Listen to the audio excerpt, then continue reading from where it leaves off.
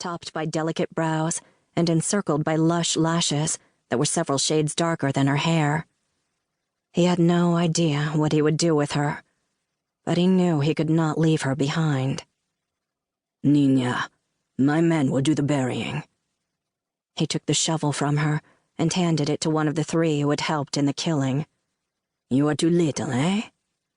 It was a hasty burial.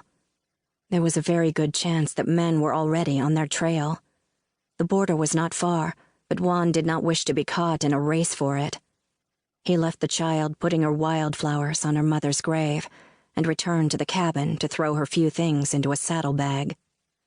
When he went back outside, he found her returning to the cabin. Juan, ventured Manuel, his right-hand man, what can you do with a little girl? This is madness. Looking at the child who watched them, plainly not understanding Spanish, he replied, Yes, it is, but she is my prize. He grinned at Manuel.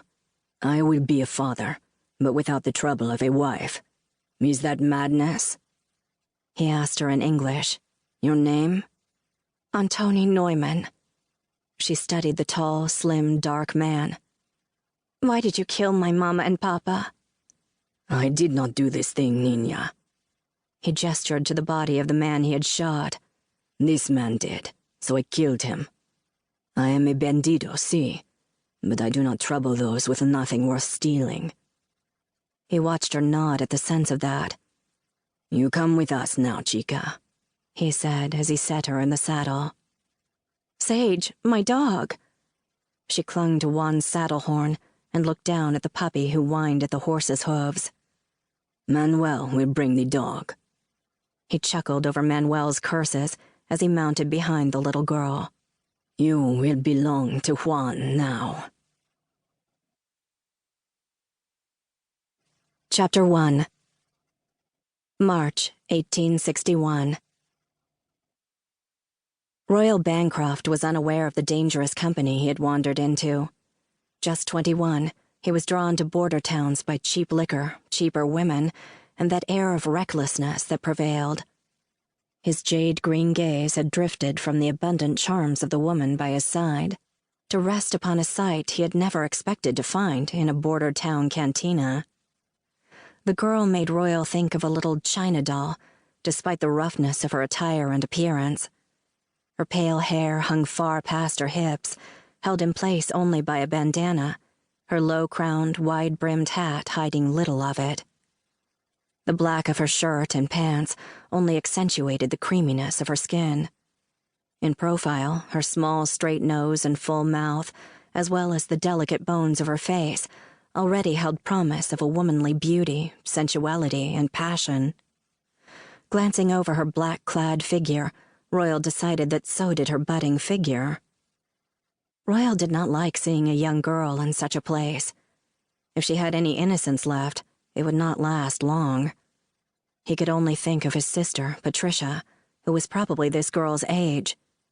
It was wrong for that child to be in the cantina, and even as he cursed the idealism and sense of right that drove him, Royal moved to do something about it. He stopped before the girl, a little stunned by her incredibly lovely eyes. He was about to speak when all the noise in the cantina abruptly ceased, accentuating the sound of the hammers on several pistols being drawn back. Slowly, Royal raised his arms, and just as slowly, turned around. You are young, gringo, so I let you explain yourself. Then I might shoot. One shrugged. Or I might not. Wondering how to ease the deadly tension he had inadvertently caused, Royal said, I meant the child no harm. The word child eased the tension just slightly. Then why do you approach my Niña? Despite his best efforts to hide it, Royal knew his surprise was showing. The tall Mexican eyeing him so closely and coldly over the barrel of his gun could not possibly be the girl's father. It was an effort not to look at her again, to reassure himself of her fair coloring. I was simply concerned about a child being in a place like this. With a barely perceptible signal from the man, Royal was relieved of his weapons. Cautiously, as the other men put away their weapons, Royal obeyed the man's signal to come.